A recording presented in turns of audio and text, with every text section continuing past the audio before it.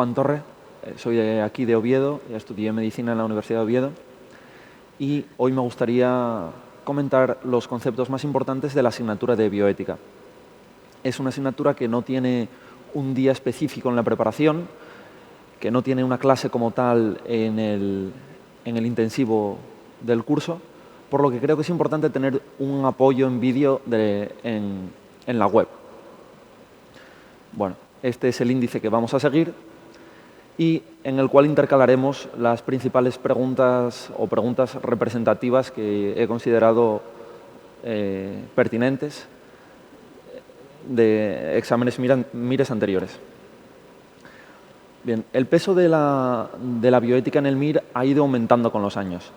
En los años 80, 90, primeros años del 2000, prácticamente no había preguntas en los exámenes. La norma era que no hubiese ninguna pregunta. Sin embargo, desde el 2009-2010 siempre se ha preguntado algo. ¿Qué tiene de particular? Que son conceptos muy repetidos. Siempre preguntan lo mismo. Por tanto, es una asignatura rentable. Suelen ser preguntas asequibles, por esto que comento, que se suelen repetir. Y tiene otra particularidad, y es que suelen ser preguntas intuitivas. Sin conocer a fondo la materia, podemos responder a la pregunta y salir del paso y ganar una neta. Sin embargo, sí que hay determinados conceptos que es importante conocer y son los que vamos a repasar ahora. Bien, ¿qué es la ética? La ética es el estudio teórico del comportamiento de la persona en el mundo.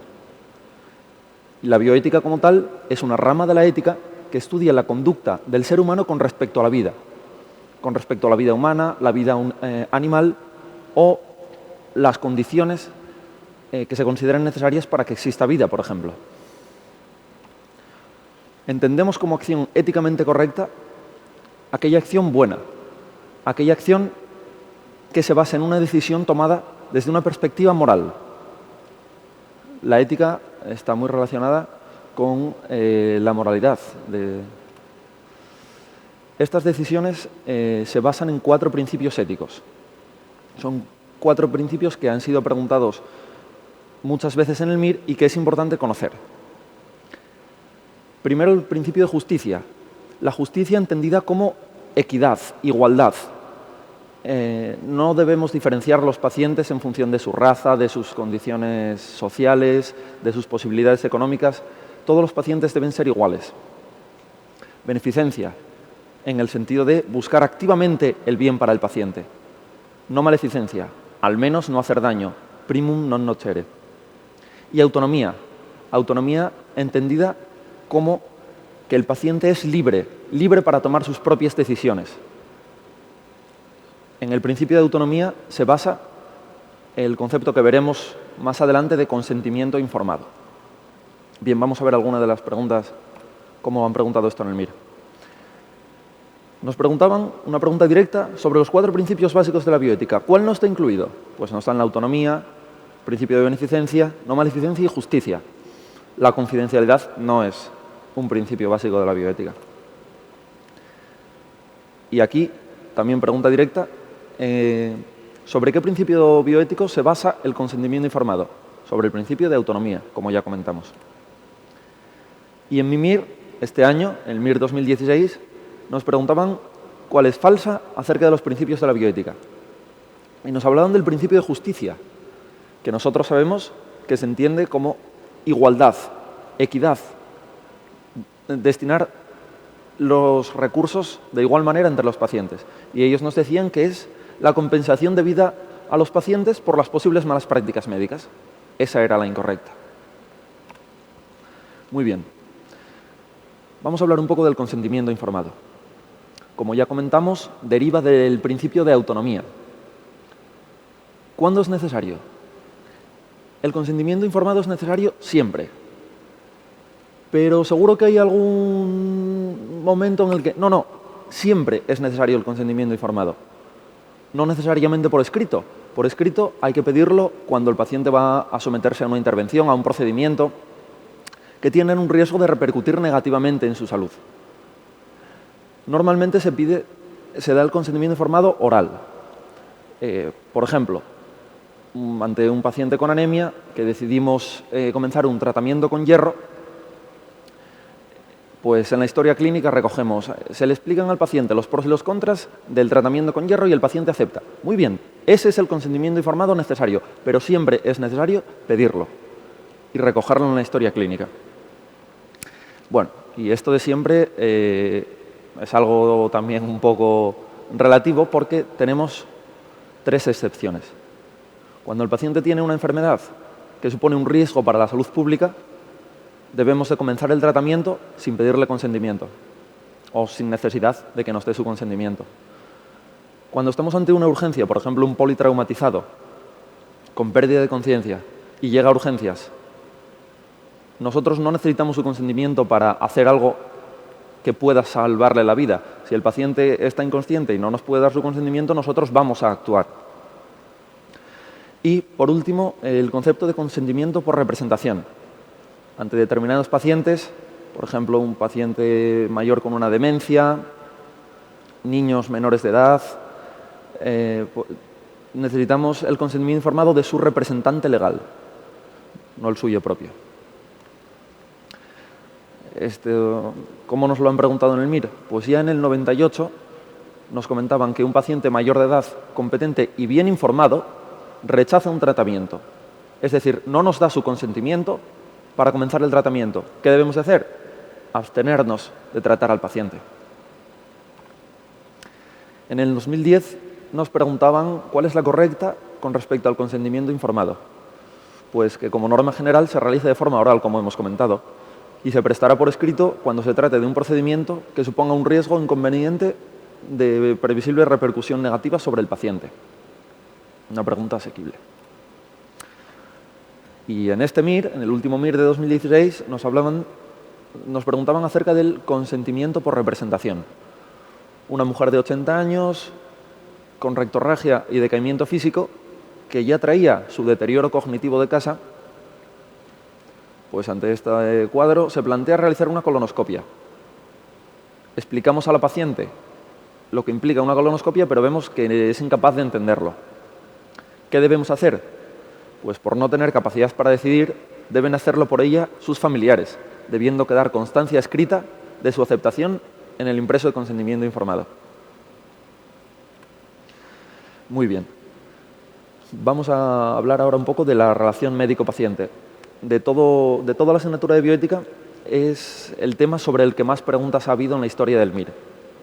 Bueno, como sabemos, es fundamental tener una relación de confianza con nuestro paciente, porque es una relación que no es de igual a igual. El paciente se encuentra en una situación de dependencia y nosotros, pues inevitablemente, en una situación de superioridad. Entonces, no tenemos que reflejar esto al paciente. Tenemos que conseguir pues, una relación casi de amistad, de comprensión mutua. Una buena relación médico-paciente facilita la anamnesis, mejora la adherencia terapéutica y para conseguirla el médico debe entrenar una serie de habilidades, entre las que destacan la empatía y la compasión, pero hay muchas otras como la calidez, la cordialidad, el respeto, la honestidad, la flexibilidad. La empatía se entiende como la capacidad del médico de ponerse en el lugar del paciente, de comprender al paciente. Y la compasión va un paso más allá. Es sufrir con el paciente. En el 2010 nos preguntaban que en relación con las habilidades comunicativas de los médicos, mejoran la adherencia de los pacientes a los tratamientos prescritos, mejoran la adherencia terapéutica. Y en el 2015 nos preguntaban sobre las 2 actitudes esenciales para una buena relación médico-paciente. ¿Y cuáles son? Pues la empatía y la compasión. Otro tema objeto de pregunta en el MIR es la relación del médico con la familia del paciente, sobre todo ante el fallecimiento del mismo. ¿Qué pautas debemos seguir? ¿Cómo nos debemos comportar? Pues bueno, debemos dirigirnos siempre a un familiar conocido, con el que hayamos tenido más relación durante el curso del ingreso del paciente. No debemos emplear tecnicismos. Debemos acompañar el inicio del proceso de duelo, porque los familiares lo estarán pasando mal. Promover una escucha activa, facilitar la expresión de los sentimientos y graduar la información negativa que le demos al paciente. al paciente, a los familiares del paciente fallecido. En el 2010 nos hablaban de un hombre previamente sano y que fallece de forma brusca durante un ingreso. ¿Cómo planteamos la solicitud de autopsia a la familia?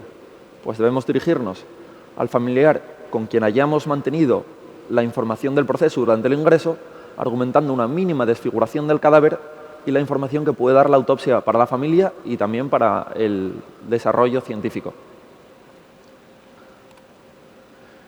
En el 2015 nos preguntaban sobre la comunicación con la familia. ¿Y cuál es la incorrecta? Que debemos reprimir la expresión de sentimientos. Todo lo contrario, debemos de facilitarla, debemos de ayudar a los familiares en el inicio del proceso del duelo. Es nuestro deber como médicos. Por último, abordar el tema de la confidencialidad y el secreto médico. La confidencialidad es un derecho del paciente. El paciente tiene derecho a que no se revelen sus datos a nadie sin su consentimiento previo. Por tanto, el secreto médico es un deber. Es deber del facultativo no revelar los datos de su paciente a nadie. ¿A quién se lo puedo revelar? A nadie. Pero seguro que en algún caso, no, a nadie se lo puedo contar. Como hablábamos del consentimiento informado, hay una serie de excepciones también. En caso del consentimiento por representación, de que el paciente no se valga por sí mismo, porque tenga una demencia, porque sea un niño, debemos de tratar con su representante legal. En casos de pacientes extranjeros que no hablen nuestra lengua, pues habrá un intérprete. También pues otros profesionales sanitarios que, por circunstancias de su profesión, tengan acceso a los datos del paciente. Sin embargo, todos estos profesionales que conozcan los datos del paciente también están sujetos a un secreto profesional. También enfermedades de declaración obligatoria, hay que comunicarlas al organismo correspondiente o a pacientes que hayan tenido el riesgo de contraer una infección, por ejemplo, en casos de maltrato o en casos de que el paciente no sea apto para conducir u otra actividad profesional. Sin embargo, en estos casos, el médico debe únicamente revelar la información necesaria, estrictamente necesaria, para impedir una actividad profesional, para denegar un permiso de conducir, es decir, apto o no apto. No debe meterse en el diagnóstico, en el porqué, en el tratamiento, en el pronóstico, no. Únicamente apto o no apto. ¿Cómo nos lo preguntaron en el MIR de 2015? Una mujer de 82 años con cáncer de colon y sus hijos quieren tomar la decisión por ella, quieren tener la información antes que ella, y nosotros estimamos que es competente y capaz de tomar sus propias decisiones. ¿Qué debemos hacer? Pues debemos preguntar al paciente si quiere que sus médicos le den la información a ella o a sus hijos. ¿Con quién la quiere compartir? Es el paciente quien decide con quién quiere compartir su información. El paciente es el poseedor último de la información, de sus datos, de lo referente al propio paciente y a su enfermedad. Muy bien. Con esto termino y me gustaría daros un consejo que yo siempre tuve muy en cuenta. Para mí el MIR me lo tomé como una batalla en la que hay que pelear cada pregunta. No hay que rendirse nunca. Hay que pelear, luchar, tirarse al barro por cada pregunta, porque es la manera en la que vais a conseguir triunfar y en la que vais a sacar el máximo rendimiento de vuestra formación. Así que mucha suerte y a por todas.